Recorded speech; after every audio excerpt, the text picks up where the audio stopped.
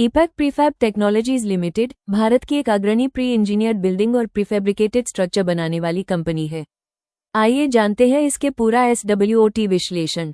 Strengths: company दो प्रमुख segment में काम करती है, प्री इंजीनियर्ड बिल्डिंग्स और EPS packaging products.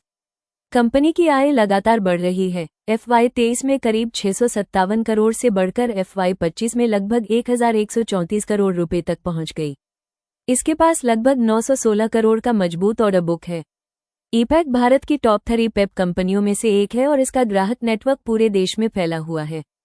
Weaknesses: company के EPS बिजनेस में टॉप 10 क्लाइंट से ही लगभग 71% रेवेन्यू आता है, यानी ग्राहक निर्भरता काफी अधिक है। ये सेक्टर कैपेक्स ड्रिवन है, इसलिए आर्थिक मंदी का सीधा असर कंपनी के बिजनेस पर पड़ सकता है।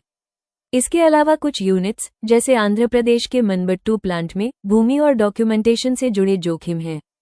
साथ ही कंपनी का वर्किंग कैपिटल साइकिल लंबा है, जिससे नकदी पर दबाव बनता है। अपॉर्चुनिटीज: भारत में वेयरहाउस, एयरपोर्ट, हॉस्पिटल और डेटा सेंटर जैसी संरचनाओं में प्रीफैब टेक्नोलॉजी की मांग तेजी से बढ़ रही है। सरकार की मेक इन इंडिया और इंफ्रास्ट्रक्चर पुश जैसी योजनाएं कंपनी के लिए सकारात्मक हैं। साउथ और वेस्ट इंडिया में नए प्लांट्स के कारण निर्यात की संभावनाएं भी खुल रही हैं।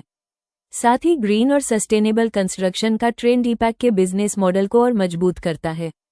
थ्रेट्स: अगर इकोनॉमी या कंस्ट्रक्शन सेक्टर में मंदी आती है तो ऑर्डर फ्लो पर असर पड़ेगा। स्टील, एनर्जी और लेबर कॉस्ट बढ़ने से मार्जिन पर दबाव रह सकता है। प्रतिस्पर्धा तेज है। घरेलू और विदेशी दोनों कंपनियां इस क्षेत्र में प्रवेश कर रही हैं।